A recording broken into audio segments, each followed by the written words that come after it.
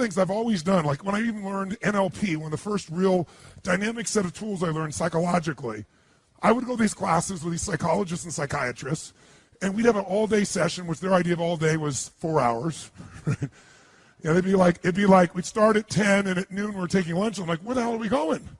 We're going to lunch for an hour and a half, and then we come back at 1:30, and sure enough, by 3:30 or 4, it was the end of the program. And I was like, Jesus, you didn't even do a quarter of a day. So I took the rest of the time, and I extracted everything I could from what I'd learned. There are people with 10 times more skill than I had or ability, but my level of application compared to theirs, I dwarfed it. And it's because while I was still there, I didn't leave the environment. I've always had this belief. If you want to be successful at anything in life, never leave the sight of setting a goal without doing something that commits you to fulfillment. If you you're in state, right, when you do something. While you're in state, that's the time to commit yourself to something that makes you follow through. How many know what I'm talking about here? Say I. So I'd call somebody up, I'd schedule something, I'd lock in the next meeting, I'd sign up for the class, I'd enroll the guy who was going to mentor me, I'd set the meeting with a mastermind of people I met. I did something so that whatever I committed to, there was something when I went home that would pull me there. It's structure. In fact, I'll give you 5 C's to RPM just as a quick warm-up for you. How's that? If you don't remember it, it'll be okay, but it'll be in your unconscious for when you go work with a coach. These are the 5 C's. Everything that comes in your mind, anything you can think of, because we're going to basically do a little mini RPM version of things right now. Anything comes to my mind, I'm here, and while you're here doing something, you're driving in your car, and you think of an idea for your business or one of your businesses. Where do you put it? iPhone. Where do you put it? Diary. Where do you put it? iPod. iPhone. iPhone. And how do you find it afterwards? How are you triggered to look at it again? So he goes back and reviews his app system. How do you do it? Right. Crisis. Crisis makes me go get it. How do you do it? I send an email to myself. Oh, good, more emails with more to-dos, right? So I don't care what your system is, but when you have RPM, you'll have one place you put it. For right now, you need one place to put it. Now, the problem is most of us have lives that if you put everything in one place, it just becomes even more overwhelming. Who knows what I'm talking about here? So the first step, I'll just tell you that, is C, is capture. You got to capture. And the motion I do is like this. Imagine doing this, like physically capturing it, pulling it out of my head, and putting it in one place. I don't care what your one place, it's got to be one place. Now, ideally, in that one place, you'd have some categories so you don't throw everything on one giant list. Does that make sense? So you might have a category. For me, I have companies. So I have Robbins Research, I have Namali Resort, I have Metabolife, I have all these different companies. So I'll drop it in that area as an example. Or roles for me as a father. I don't have time to demonstrate this for you, but just know the first thing you want to do is keep it out of your head, have it in one place. Why do you want to do that? Keep lots of extra mental RAM available. When you have to keep thinking about stuff, it creates inner stress. If you know it's there, and you know you're going to look at it consistently, like you do it once a week, once a day, and you're going to review it and do something with it. Something with it might be, forget it, I'll do it later, tomorrow, but you're going to do something with it, you'll be able to let go. How many think that's pretty much something you try to do already? Most people try to do this, don't you? But the reason most people don't do it is because making lists, after a while, they stop doing. Tell me why they stop doing it. Who's made lists and they're not kept the lists up, your, quote, to-do list? Why don't you keep those to-do lists up? Because every time you go there, they're so damn what? How many have always got more to do, if you do make the list, than you have time? So it inherently says, why am I doing this? RPM is a different mindset. Our mindset is, we're just first capturing it. We know we're not going to do most of this. But we need to be able to later, when it's time, decide which things are worth doing, and more importantly, what are we really after? We're going to use these to trigger us to say, all this relates to maybe something more important. How many follow the philosophical difference here? Say I. My goal is not get things done. This is not GTD. This is use the things you need to get due to stimulate a higher level of thinking of what you really want, why you want it, and become very strategic about how to get that. And many of these things may go away, or they just won't matter. But you do have to capture it, because otherwise it's in your head. So I have a lot of systems of doing it, but if you never saw me again, the most basic thing you need is one place to capture. Does that make sense? And what's step 1 of RPM? It's a C. You got to what? Capture, which means get it out of your head, put it in one place. Second thing, you got to make sense of all this crap. And the way you do that, step 2, is you create a plan. And a plan for me has 3 parts. And the 3 parts are 3 questions that I ask and 3 actions I take. And again, you'll learn this. I'm not trying to teach this all right now. I just want to plant some seeds in your mind. Is this okay? Is this useful? So when you're going home, you got all this captured stuff you just did here, right? Now you got to start to create a plan. You got to look at all this stuff and say, okay, there's more here than I can do. So what I really need is read all this stuff and start to see, well, all these things relate to one thing. All these relate to another. If I'm a mom and I made my list, and on the list I have things like I got to pick up the laundry, I got to drive the kids to school, I've got to do this thing for the PTA, I got to clean the house, I got to run my business that I run out of the house, I got to do the accounting, I want to have to spend some time with my husband at the end of the day. Soccer mom, totally stressed out. But if I write all those things down and get them out of my head, and when I write them all down, I then start to put them together and go, you know, this, and this all relates to my kids. This all relates to the house being great. This, and this all relates to my business. And this is about my personal life being rich and happy. I'm able to do something really nice. I'm able to go from this, which is what your capture list looks like.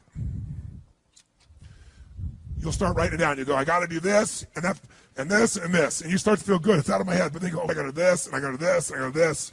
I got to do this. I got to do this, and I got to do this, and I got to do this, and I got to do this, and I got to do this, and I got to do this, and I got to do this. I got to do that too, and that too. So step 2 is I look at my capture list, and I create a plan. And the way I create a plan is I start to figure out, what do I really want?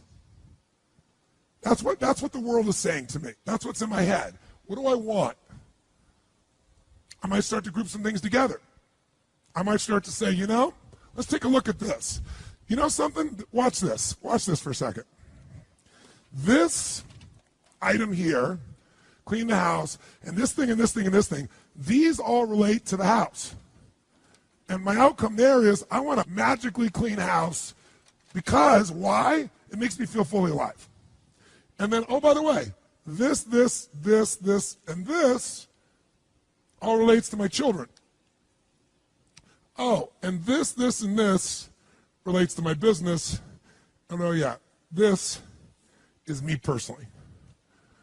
Anybody see what happens?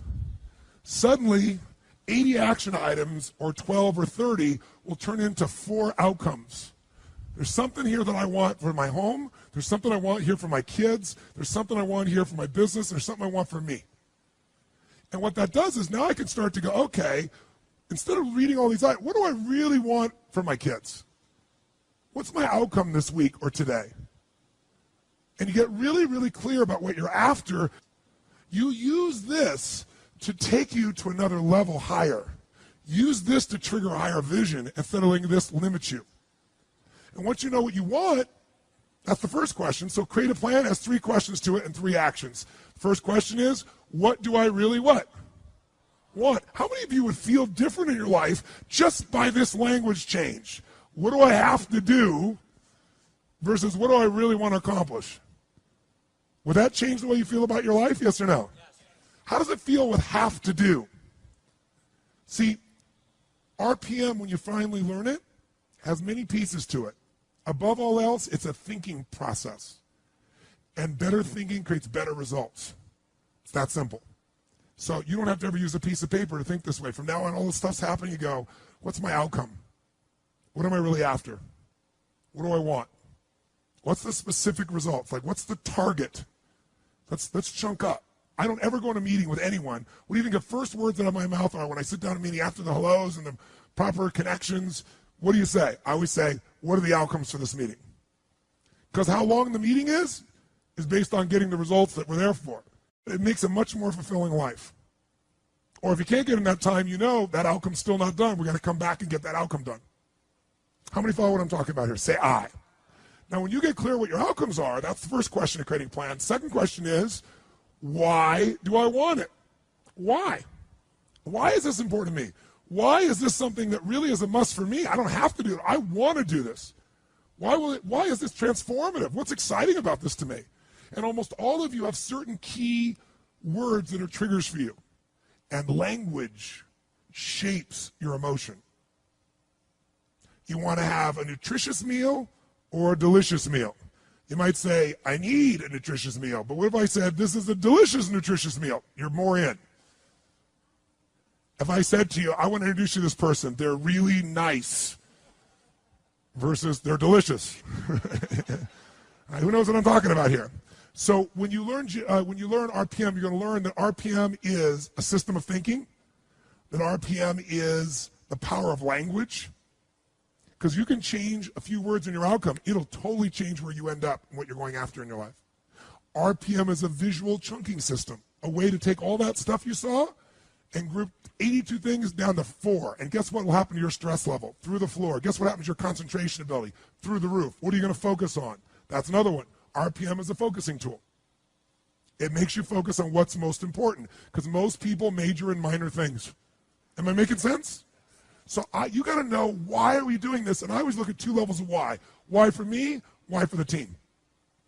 What's the big why? If I'm involving other people, if it's just me, then it's me. But I usually have the big why. So I said 3. Step 1 is capture. Step 2 is create the plan. There were 3 questions. What are they? Number 1 is, what do I really? Or another word for that is, what is my? Or another word for that is, what is the result? And I eventually try to get it to a result because I want to make it measurable, if at all possible. If I can't get it measurable in a short time, I want major progress on as my outcome, right? Or complete something, or whatever it is. My purpose are some key words. Write this down. Purpose, I should say, activity without purpose is the drain to your life. Activity without purpose is the drain to your life. It's the drain to your wealth. It's the drain to your lifestyle. 3 questions. What's my outcome? What's my purpose? What's my why? 3rd one, what's my massive action plan? Or another, say, what do I need to what? Now you ask that question, it makes some sense. Because what to do depends on what your outcome is. Otherwise, what you're going to do is going to be based on stress, concern, fear, people interrupting you, reacting, demands. And so your life is nothing but a reaction tool. Of all the tools I have, this may be the most valuable one, ironically. Because this is the one how it all gets executed. And I don't teach it very often. So, 3rd question is, what's my massive action plan? What do I need to do to achieve this? And when you do that, you'll take things off your capture list and you'll cross them off as they fit in, or you'll say, I don't even need to do that. So, to create a plan, there's 3 questions, and then there's 3 actions. This gets a little more technical, but I think you can pick it up real easy. You take those action items and you put them in order of importance. Does that make sense? But the way I do that more quickly is I go put a star next to the ones that are the 20% that's going to give me 80% of the result. Because I know I'm not going to do all these action items. I know even if I intend to, I'm going to get interrupted 20 million times. So I want to know, what's the 20% of this list? I've got an outcome. I got a purpose. And on this little block, the center of the target is the outcome. I see the purpose with all the juicy words. Why I'm doing this? Now I got this list of 7, 8, 9, 10, 12 things, action items. They're all related to kids, that kid outcome. I'm not going to do all those today. Which are the 20% that make the biggest difference? I star those. And guess what else I do? I figure out what's the 20%, what I call it, what are the must items? My musts are the 20% that are going to make 80% of the difference. That way, every day I can still succeed. That's why I still do my lists and most people don't. Because I don't do lists. I come up with outcomes and purposes, and I got lists within them, and they're highly prioritized with what matters. And later on, if I want to come back and do more, great. So, 3 questions, 3 actions. The actions are, star the things that are musts. 2, establish the real time. The real time is I go minimum to maximum. On each of those items, I go, how long is this really going to take? Why is that important? Because most of you overwhelm yourself and say, this will be, I just had a meeting with my team the other day, and I said, how long is this going to take? And somebody said, that'll probably take us 10 weeks. I said, okay, let's sit down and do it. Let's sit down and lay out where that 10 weeks is going to come from. And we're all done. It was about 7 hours worth of work. Because we all overestimate when it's in our what?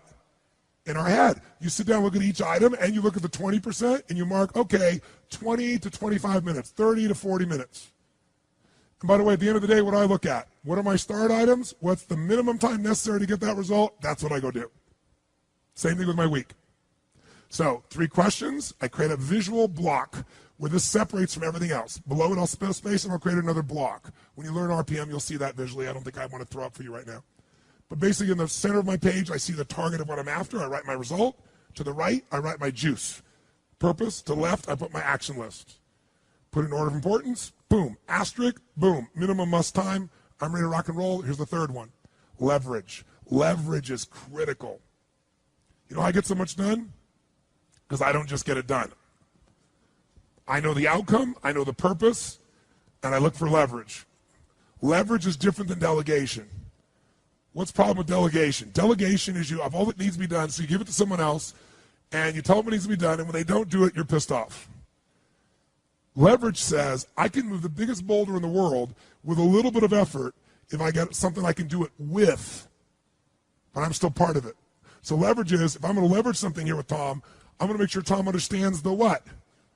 The outcome. I want to make sure Tom understands the purpose, the why, and the action. But I might say to Tom, if you can get this done without this action or better action, go for it, baby. And I want to talk to you on this date, and we got a promise, and we're going to check in before it's needed. So there's no surprises. And if you're having problems, Tom, come back to me because we're partners on this.